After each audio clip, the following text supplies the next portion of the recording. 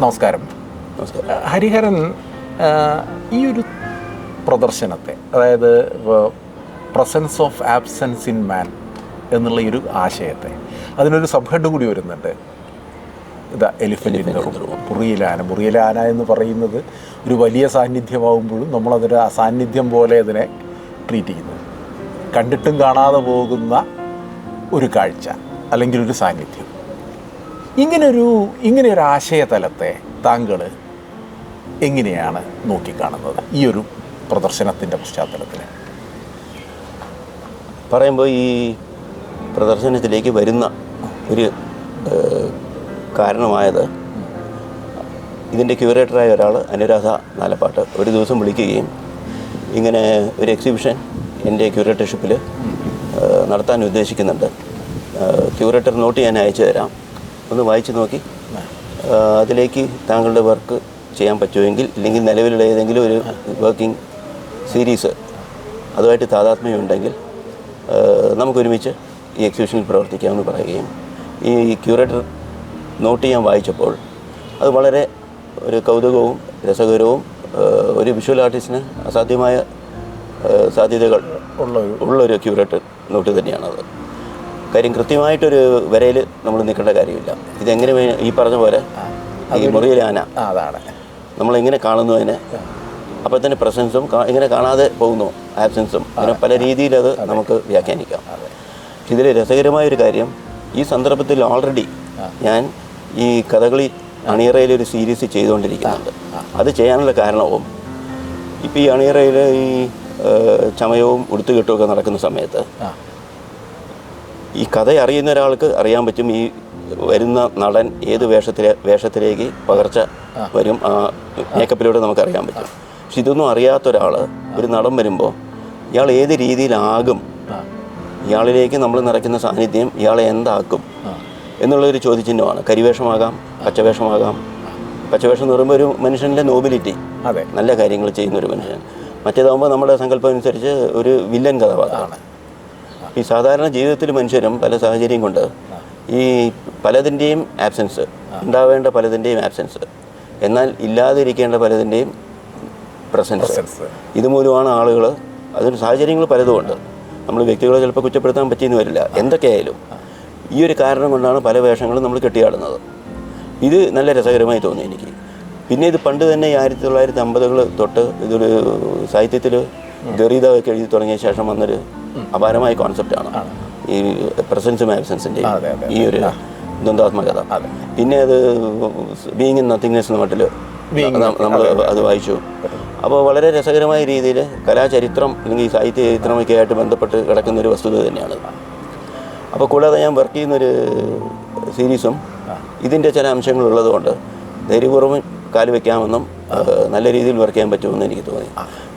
പിന്നെ കൂടാതെ സമകാലീനമായ കുറച്ചുകൂടെ പ്രകൃതിയോട് ഇണങ്ങി അതിൽ നിന്ന് വേറിട്ട മനുഷ്യൻ, ഇണങ്ങി ജീവിക്കേണ്ട ഒരു മനുഷ്യൻ അതിൽ നിന്ന് വേറിട്ട് പോകുന്ന അവസ്ഥ, അവിടെയും ഈ ആബ്സെൻസും പ്രസൻസും അസാധ്യമായി നമുക്ക് അനുഭവപ്പെടും.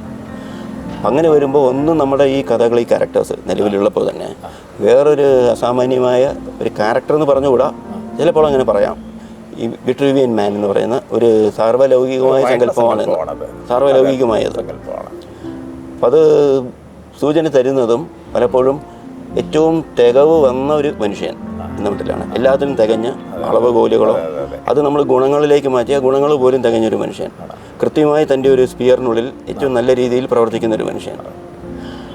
ഈ മനുഷ്യൻ പ്രത്യേകിച്ച് ഈ ഒരു രൂപം അല്ലെങ്കിൽ ഈ ഒരു അടയാളം, കലയിലെ അടയാളം വളരെ ലോകം മുഴുവൻ വന്നത് ഡാവിഞ്ചി അത് എടുത്ത് പ്രയോഗിച്ച ശേഷമാണ്. നേരത്തെ അതുണ്ടെങ്കിൽ തന്നെ. അപ്പം അങ്ങനെയും കലാലോകമായിട്ടൊരു ബന്ധം ഈ സിമ്പലിന് വരുന്നുണ്ട്. അതൊരു ഒരു അനാട്ടമിക്കൽ ഡ്രോയിങ്, ഒരു ക്രിയേറ്റീവായിട്ടുള്ള ഒരു പെർസ്പെക്റ്റീവിലേക്ക് കടന്നു വരുന്നത് ഡാവിഞ്ചിയുടെ ഇതിലാണ്. ഒരുപക്ഷെ നമ്മളും ഈ ഡാവിഞ്ചിയിൽ നിന്നാണ് ഈ ഇമേജിനെ ടേക്ക് ഓഫ് ചെയ്യുന്നത്. കാര്യം മുൻപേ ഉണ്ടെങ്കിലും ലോകം മുഴുവൻ പടരുന്നത് ഡാവിഞ്ചിയുടെ സൃഷ്ടിയിൽ നിന്നാണ്. അപ്പോൾ ഈ തികഞ്ഞ മനുഷ്യൻ നമ്മളെല്ലാം കരുതും പോലെ മറ്റ് ജീവജാലങ്ങളെയും തന്നോടൊപ്പം നിലനിർത്തിക്കൊണ്ട് ഈ ലോകവും പ്രകൃതിയും പ്രപഞ്ചവും എന്ന് തന്നെ പറയാം മുമ്പോട്ടൊരു നല്ല രീതിയിൽ നയിക്കുമെന്ന് വിശ്വസിച്ച ഒരു മനുഷ്യൻ്റെ അല്ലെങ്കിൽ ഒരു ജനുസിൻ്റെ ഒരു തികഞ്ഞ അടയാളം. പക്ഷെ അതിന് സംഭവിച്ചൊരു പതനം. അതെങ്ങനെ ഈ പ്രകൃതിയിൽ തന്നെ നിറഞ്ഞു നിന്ന ഒരു വേളയിൽ നിന്ന് പതുക്കെ അതിൽ നിന്ന് വേറിട്ട് വേറൊരു അസ്തിത്വമായി മാറി എന്നുള്ള ഒരു വല്ലാത്തൊരു പ്രഹേളിക ഒരു ക്വസ്റ്റ്യൻ മാർക്ക്. അപ്പോൾ അതാണ് ഞാൻ ഒരു ചിത്രത്തിലെ ഈ സിമ്പിൾ പ്രത്യേകിച്ച് ഉപയോഗിച്ച്. അപ്പോൾ അതിലുപയോഗിച്ചിരിക്കുന്ന വേറൊരു സിമ്പിൾ ഞാൻ ഒരു 2 ദശകങ്ങൾക്ക് മുമ്പ് മാക്രോ ഫോട്ടോഗ്രാഫി വളരെയധികം മുഴുകിയിരുന്ന ഒരാളാണ്. ബട്ടർഫ്ലൈസ് സഹ്യാദ്രിയിൽ ഏകദേശം 150 സ്പീഷീസ് ഓളം ഞാൻ ഡോക്യുമെൻ്റ് ചെയ്തിട്ടുണ്ട്. അതിൽ നിന്ന് എടുത്തൊരു ബട്ടർഫ്ലൈയുടെ ഇമേജാണ് ഉപയോഗിച്ചിരിക്കുന്നത്. അപ്പോൾ ഇതിൽ മുഴുകിയിരിക്കുന്ന ഒരാളെ എങ്ങനെ അതിൽ നിന്ന് വേറിട്ട് പ്രകൃതിയുടെ നിറങ്ങൾ മുഴുവൻ അവനിൽ നിന്ന് മാറി അല്ലെങ്കിൽ അവളിൽ നിന്ന് മാറി എങ്ങനെ തനിച്ചൊരു ആ രൂപം മാത്രമായി നിൽക്കുന്നു. തിരിഞ്ഞു നോക്കുമ്പോൾ ഇപ്പോഴാണ് മനസ്സിലാവുന്നത്, ചിലർക്ക് മനസ്സിലാവുന്നുമില്ല. ഈ അവിടെയും പ്രസൻസും ആബ്സൻസും ഈ നേരത്തെ പറഞ്ഞവരെ ആനയെ കാണുന്നവരും എങ്ങനെ നോക്കിയാലും ആന അവരെ കണ്ണിൽ പെടാത്തവരും. മനുഷ്യൻ കടുകുപണി ചോരുന്നത് അറിയുകയും ആന ചോരുന്നത് കാണാതെ പോവുകയും ചെയ്യുന്ന ശരിക്കും ഒരു സൊസൈറ്റിയുടെ അവസ്ഥയാണ്. അത് നിലവിൽ വളരെയധികം നമ്മൾ അനുഭവിക്കുന്നുണ്ട്. പക്ഷെ എനിക്ക് തോന്നുന്നു താങ്കളുടെ ഇപ്പോൾ പറഞ്ഞ പോലെ ഈ ബട്ടർഫ്ലൈയുടെ ഇതൊക്കെ വരുമ്പോൾ ഇതിൻ്റെ ഒരു ഇക്കോളജിക്കലായിട്ട് ഈ പ്രസൻസ് ഓഫ് ആബ്സെൻസ് എന്നതിനൊരു ഇക്കോളജിക്കലായിട്ടുള്ളൊരു ഡയമെൻഷനും കൂടിയുള്ള ഒരു ഫിലോസഫിയാണത്. അതെ, അതിലേക്ക് വരാനുള്ള കാരണം ഇപ്പോൾ നമ്മൾ പൊളിറ്റിക്കലി വേണമെങ്കിൽ, ഓഫ്കോഴ്സ് പൊളിറ്റിക്കലി എന്ന് പറയുമ്പോൾ ഇക്കോളജി ഉണ്ട്, എങ്കിൽ പോലും നമ്മൾ ഈ നാരോ മൈൻഡഡ് നമ്മൾ പറയുമല്ലോ ഒരു പൊളിറ്റിക്കൽ, ആ ഒരു അജണ്ടയിൽ പോലും സമീപിക്കാം. പക്ഷെ ഇതിൻ്റെയൊക്കെ എൻഡ് പ്രോഡക്റ്റ് അല്ലെങ്കിൽ എൻഡ് റിസൾട്ട്, അതാണ് ബെറ്റർ വേർഡ്, എപ്പോഴും ഈ പ്രകൃതിയായിട്ടുള്ള നമ്മുടെ ഇതിലേക്ക് വന്ന് നിൽക്കും. റോങ് ആയിട്ടൊരു പൊളിറ്റിക്കൽ ഡിസിഷൻ പോലും എത്തിപ്പെടുന്നത് മനുഷ്യന് പ്രകൃതിയിൽ നിന്ന് തിരിച്ചടി കിട്ടുന്നതിലേക്കോ. ഇപ്പോൾ കൺസ്ട്രക്ഷൻ കൂടുന്നു എന്ന് പറയുന്ന പോലും പലപ്പോഴും നമുക്ക് തിരിച്ചടി കിട്ടുന്ന വേറൊരു മേഖല. പ്രകൃതിയുമായി നടത്തുന്ന യുദ്ധങ്ങളൊക്കെ തന്നെ പ്രകൃതിയിൽ നിന്ന് നമുക്കുള്ള തിരിച്ചടിയായിട്ടാണ് രൂപാന്തരം പ്രാപിക്കുന്നത്. അതുകൊണ്ട് തന്നെയാണ് അതിലേക്ക് എത്തുന്നത്. പിന്നെ അതേപോലെ വർക്ക് ചെയ്യുമ്പോൾ വേറൊന്ന്, ഞാൻ മുമ്പ് 2017 ഈ ഡോക്യുമെന്റേഷൻ ഫോട്ടോഗ്രാഫിയിൽ നിന്ന് ഒരു വ്യതിയാനം വരുത്തി ബാർബക്യൂ റിപ്പബ്ലിക് എന്ന് പറഞ്ഞ് അത് ന്യൂഡ്സിനെ കൊണ്ട്, ഫീമെയിൽ ന്യൂഡ്സ്, അത് ഫോമിലും കണ്ടന്റിലും വളരെ മാറ്റം വന്നൊരു സീരീസായിരുന്നു. അത് അക്കാഡമിയുടെ ആ വർഷത്തെ ഗ്രാൻറ്റും കിട്ടിയിരുന്നു. 2019 ഫോട്ടോഗ്രാഫിയുടെ ഗ്രാൻറ്റും കിട്ടിയൊരു സീരീസാണ്.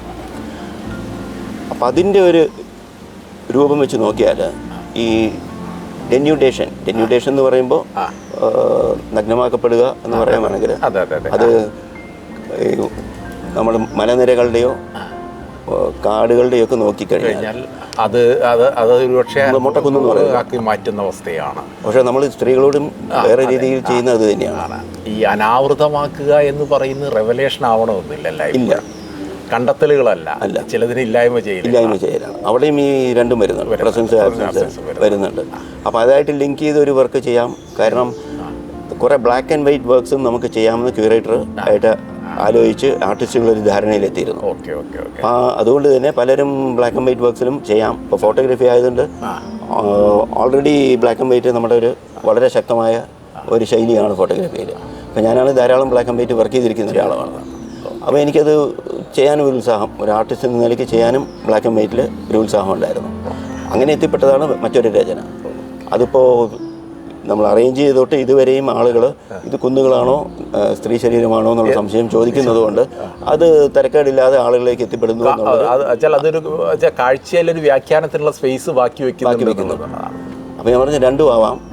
ഇല്ലെങ്കിൽ നിങ്ങൾ ഈ പറഞ്ഞ മാതിരി എന്തിനെ കാണാതിരിക്കുന്നോ മറ്റേതാകാം.